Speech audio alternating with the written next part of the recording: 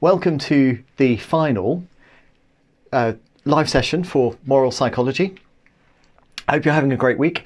I hope that you're finding that the course, maybe lived up to some of the really high expectations you had at the start, the interesting questions that you asked. So without further ado, I want to go ahead because we got some extremely interesting questions this week, and I'm really happy about this because I just had no idea. I wasn't even sure anybody would come.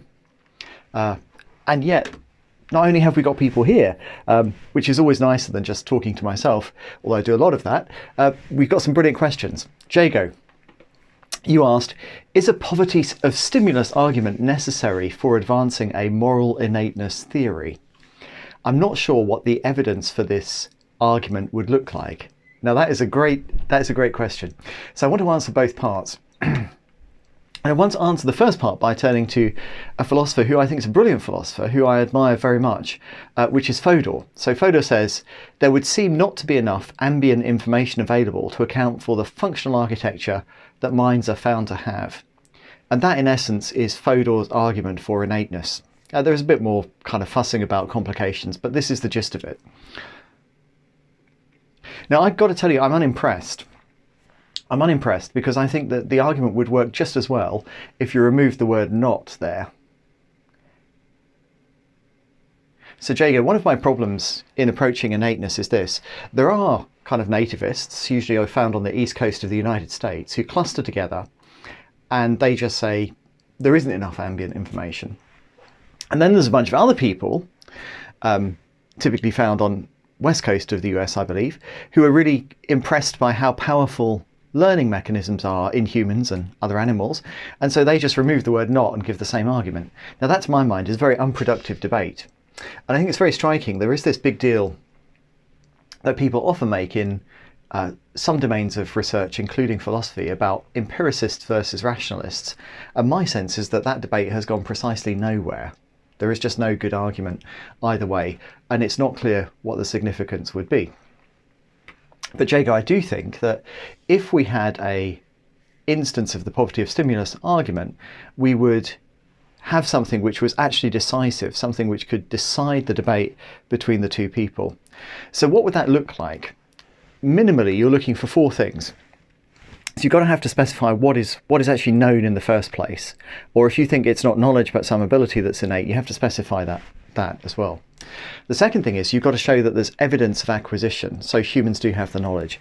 And you can see, thinking back, Jago, I think your question was probably triggered by thinking about Hamlin and her research and some other people. So Hamlin does show that early in the first year of life, infants are distinguishing between pro-social and anti-social opponents. So we could regard that as evidence of acquisition. So far, so good. But here's the other thing. We also need, if we're going to run a poverty of stimulus argument, to identify crucial evidence that would be indispensable for the learner if the knowledge is to be learned. And Hamlin doesn't even discuss this. There's no actual sort of analysis of what evidential basis might enable learning of this difference. And the last thing, Jago, which I think is very important, is you've got to provide evidence for inaccessibility. You've got to show that actual learners do not get the crucial evidence. And that would typically be done via a study of infants in their natural environments, lots of records of infants in their natural environments, so that you get a good sample of the kind of evidence that infants do and do not have. So that's what a poverty of stimulus argument would look like. And Jago, if you want an example of where this has been done, in my view, quite successfully, there is a study by Lids, Waxman and Friedman, where they do actually give you a poverty of stimulus argument with all four ingredients. Now, I think this is important because I think it shows that poverty of stimulus arguments are possible. This is not, unfortunately, this is in the domain of syntax rather than ethics. But it does show that poverty of stimulus arguments are possible and that you can successfully construct a poverty of stimulus argument. So my sense here is that we should insist on that standard if we're going to argue about nativism as well. Otherwise, it seems to me that it's more like, supporters of different football teams rather than any serious philosophical or scientific discussion. So Jago, I hope I've answered I hope I've answered that question. Lots of people disagree with me, including Fodor, so I don't expect you to agree with me in particular. Part of the point of mentioning Fodor here is that he's clearly, this incredible philosopher. Who am I to contradict such a great philosopher? Probably he's right and I'm wrong. But I still don't get it. It seems to me that there are no arguments, and so I'm going to insist on this until I understand something about how we can get away with a looser argument. So I suspect we still disagree on the first part, but I hope that I've at least answered the second part. How much? Good, thanks. Okay, good. Excellent. Marvellous. All right. So thank you, Jago. That is a great question. And I expect there'll be a variety of different views on this here as well. But let's move on to Baldwin. So here's another one of those, in a way, my favourite type of question. The type of question that's really an objection. Very nice. In how far should we really speak of two independent systems? I think I should have written this as, are there two independent systems? Couldn't it also be the case that there is just one cognitive capacity that is sensitive to time and cognitive load? Aha! Now this is, I think, a very brilliant objection. And I'm very glad, Baldwin, that you mentioned it. And I would encourage everybody here to think carefully about this. Now, I've got a terrible figure for you. I'm sorry about this. I didn't have time to find a better figure this morning because, Baldwin, your question came in just this morning. So the basic idea that I want to share with you is this. If you think about how somebody makes a decision, it's quite plausible to think that what they do over time, as time goes on, they gather and consider different bits of evidence, and that as evidence builds up, they kind of think, have I got enough yet? Have I got enough? And if the evidence they're gathering gives them allows them to hit a threshold, then they give you a judgment. So that's what this is supposed to be illustrating up here. It's a lot more formal than we need. We just need this very informal idea that over time you might be moving towards the top or the bottom. So if it was a yes/no question, you might think the top is yes and the bottom is no. You might, as you gather more evidence over time, be moving towards giving me a yes. But at some point in the course of gathering evidence, you might actually be closer to the no than the yes. So here's what happens on this model when you speed things up. So if I give you unlimited time, you set the thresholds yourself for how much evidence you have to have. But Baldwin, if I speed you up and I say, look, you've got to answer me within a second, right?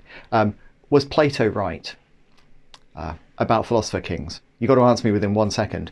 What you'd naturally have to do there is set the thresholds quite a bit lower. You have to set the thresholds quite a bit lower so that your decision process will yield an answer within 1 second.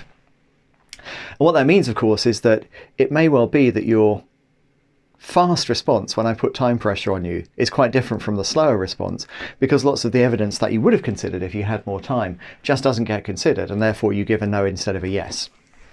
So Baldwin, so far I'm just supporting your objection. I'm saying if we think about a very simple idea of decision, it involves over time accumulating evidence that pushes you in one direction or another, and that if you're given time pressure, you might reduce the threshold that you need, the amount of evidence that you need in order to be confident. We would expect to see effects of time pressure on decision making. So in particular, because we've thought about studies which manipulate time pressure in our dual process theory and made predictions. So, for example, that only the slow process will ever flexibly and rapidly take into account differences in more distal outcomes, you might think, well, you can get something very much like this hypothesis on a one-system view. Right? You might think that as you have more time, it's more likely that you'll take into account more distal outcomes. So the prediction that limiting the time available to make a decision will reduce the influence of distal outcomes isn't a prediction that clearly distinguishes the two-system view from a competing one-system view, together with a different auxiliary hypothesis, which is that taking into account differences in the distal outcomes of an action is more time-consuming than taking into account other factors. So far, Baldwin, I'm just supporting your objection, and I think it's a very good objection. I think this is exactly what we should be thinking in order to test whether or not we've got good evidence for a two systems theory. Now, I think we need to be careful here, because what's going to turn out to be true, of course, is that any evidence whatsoever that you get for a two systems theory, a one systems theorist could explain that evidence post hoc. So Baldwin, what I think would be completely uninteresting would be to say, here's all of this evidence for a dual process theory of ethical judgment, gather all of the evidence together, and then go through the evidence and see how you can fit it into a one system theory. So you build your one system theory post hoc. Now that to me is completely uninteresting, because we know absolutely in advance that any body of evidence that we might consider is always going to be consistent with multiple incompatible hypotheses. Philosophy of Science 101. The more interesting thing is, Baldwin, do we have a one system theory that generates some unique predictions that distinguish it from the dual process theory? And I think your objection is important, because it suggests that we should be thinking about, what is a good candidate for a one system theory? What hypotheses might be motivated, independently of the evidence that we currently have, or much of it, that would allow us to distinguish that from a two systems theory? And I think you're absolutely right that we're not there yet. And the reason for that is because we focus too much on time pressure and cognitive load. That's my fault, that's my bad. And also that most of the evidence concerns a single response. And once we move away and we start manipulating instructions or scenario content and developing better hypotheses, I think we'll have better theories. So what would we do? I think we have not got a good reason to reject Baldwin's alternative hypothesis at the stage we are at the moment. So I think we have to elaborate our dual process theory, adding hypotheses, perhaps about disgust, or perhaps about reasoning. So one thing that you might remember, Baldwin, is that we had a puzzle about reason. The idea is that moral intuitions, at this point in the course, that meant unreflective judgments. Moral intuitions are sometimes, but not always, a consequence of reasoning from known principles. This is something that's explained beautifully by the dual process theory. And it's the kind of thing that you would want if you were constructing a one system alternative. You'd want to have something really interesting to say about that. All right, so can we really accept that there are two systems? Couldn't it also be the case that there's one system which is sensitive to time and load? Baldwin, I agree with you. I think that's right. And you will also know, if you've seen the lecture this week, that I question some of the evidence for the two systems view. So I think this is a good challenge, and it's an open challenge. There are some reasons, I think, why we might take a two system view, but all of the evidence provided in the course leaves me open to your objection here. So that's good. That's very good. So Baldwin, let me just check actually. There are two more small points, and here there's going to be more disagreement between us, but am I okay so far? There's nothing I've misunderstood. I've got a thumbs up. Thank you, Baldwin. I've got a thumbs up. That's excellent. All right. I was expecting that, because after all, I'm basically not just agreeing with you, but providing additional support for your point. But now comes some disagreement. So the unreliability would then be gradual, and there is no fast and slow, but a range of different speeds. So I think this is wrong. So first of all, we're thinking about fast in a technical sense. So fast means more demanding on executive processes, and slow means less demanding on executive function and other scarce cognitive resources. So I think, of course, on a one system view, it might be that there are particular cases where there's more working memory, there's more to hold in mind, other cases where there's less, but there wouldn't be a contrast at all. So I don't think it makes any sense to say there's a gradual shift there. I think you've got one system, so it's neither fast nor slow. Of course, the demands made on cognitive processes will vary. That's true, but it doesn't make it fast or slow in our technical sense. So I'm going to drop that. The more interesting thing is about whether the unreliability would be gradual. Now here's the thing. Go back to the analogy with the physical. Around about half people who are asked to make predictions about trajectories will make physically impossible predictions, but they won't make predictions at random. They'll make predictions that, for example, involve something exiting a spiral tube continuing to move along a spiral trajectory. Why would they do that? I mean, something that they could never possibly have observed, because it's physically impossible. So it's a very good question why they would do that. And you remember, I was suggesting that this is because in the physical case, there are dual processes, fast and slow. And the fast processes, which drive, among other phenomena, representational momentum, give rise to appearances that give people the kind of illusion that something will move on a spiral trajectory. So here's the idea. We've got a fast process that influences representational momentum in the physical case, or perhaps something like a disgust reaction or some other sort of bodily reaction in the ethical case. That will affect the overall character of your experience. You reflecting about your experience will come to form belief in principles that might be entirely tacit in the case of an ordinary person, or if you're a philosopher like Cam, you might spend a long time articulating these beliefs, and those in turn, those principles will result in an explicit judgment on your part. So here's the tricky thing. The fast process provides the phenomenal material for the slow judgment. In the physical case, we have quite a good reason to think that's true. And I also think we should hold on to this in the ethical case. Where do those judgments come from, right? Go back to that puzzle. Why is it that moral intuitions are sometimes, but not always, a consequence of reasoning from known principles? Where does that come from? Now, if you've got a dual process theory, you've got a reasonably straightforward answer here. You've got a fast process, and the fast process is altering the overall character of your experience. Reflection on that is a source for making moral judgments. Very nice story. Makes perfect sense. If you've got a one system view, you've still got to explain where those ethical judgments come from. And just sort of saying, well, you know, it's all being provided by the slow process or something like that isn't really helping us. So it seems to me that whether or not you get unreliability will depend on the nature of the slow process, the one process theory that you have. So importantly here, of course, just saying that, look, there's one process, that by itself isn't like a theory. We need some auxiliary hypotheses. What you're very likely to end up doing, I suspect, Baldwin, is saying, well, when this thing is working fast, it's ignoring outcomes and so on, working on the basis of a small set of principles and rules of thumb, heuristics and biases, and those judgments made fast also for some reason come with high confidence. That's a bit more difficult to explain on your one process view, but I'm sure you'll get there. And so you're going to end up with a similar view about unreliability, I suspect, on your one process theory.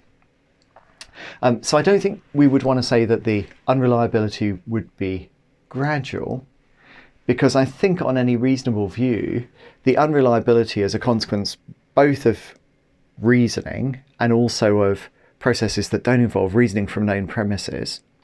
And the processes that don't involve reasoning from known premises are, although not feeding directly into the reasoning, providing a shape for the reasoning through modifying the body in ways that you can experience.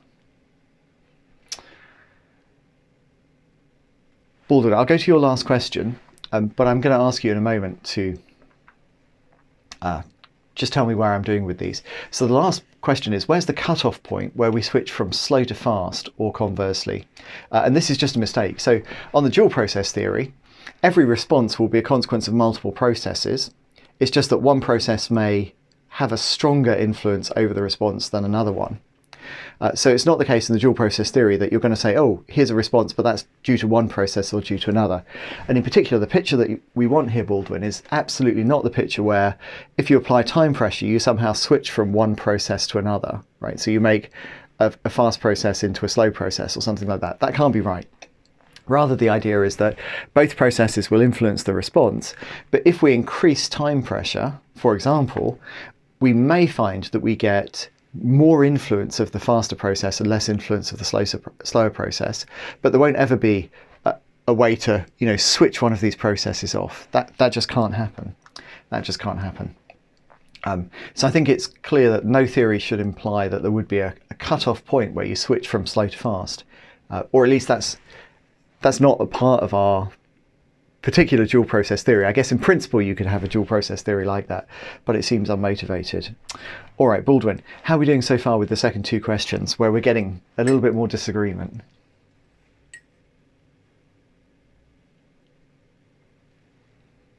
Thank you, that was very clarifying. Okay, thank you, Baldwin. If I know you well, I know there's quite a bit more to discuss. I strongly suspect there is, and that's good. That's a good thing. That's a good thing. There's a lot more to argue about.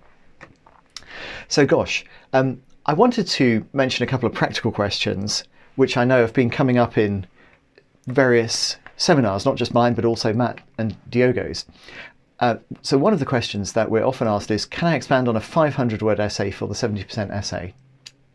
Can I expand on a 500-word essay for the 70% essay? And the answer is yes.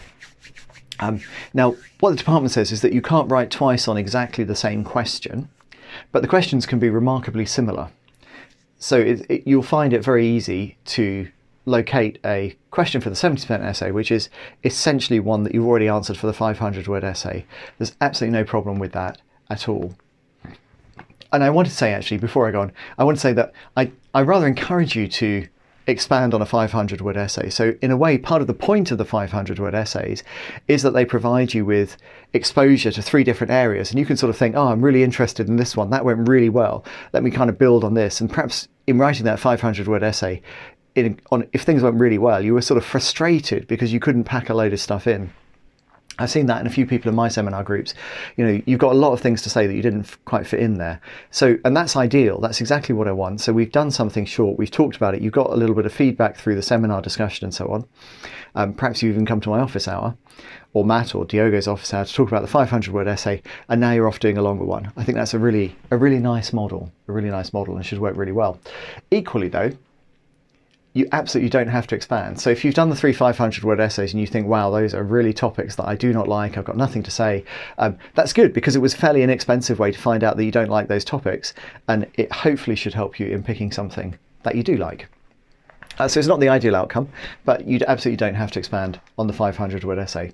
And interestingly, last year, about half the students, about 50 students, didn't expand, and about half the students did, roughly.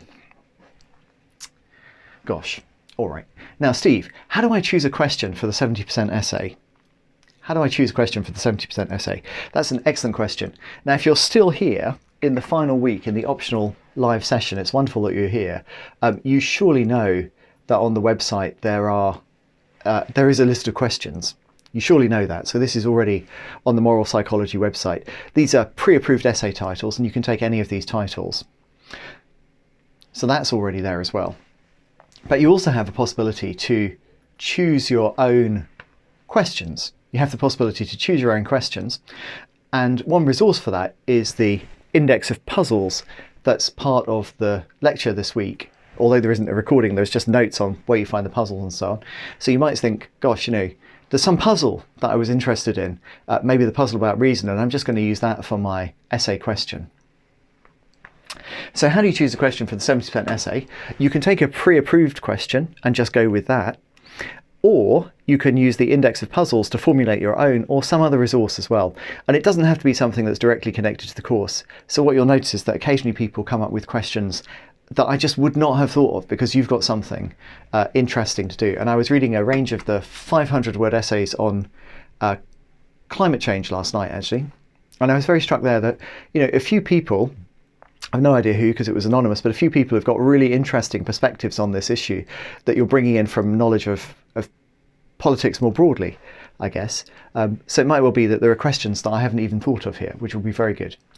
So that brings me to, can you make your own question? Yes, but you can only answer questions that are on the list of approved questions. So you can write your own question, but you can only answer questions that are on the list of approved questions. What you've got to do is to formulate the question, ideally discuss it with your seminar tutor, and then email me. And what I usually do, I didn't do this one time actually, but nearly always I'm going to write back and say to you, what about this different question? And then you'll write back to me and say, well, how about this different question? So the question that we finally end up with is a result of a bit of negotiation between us.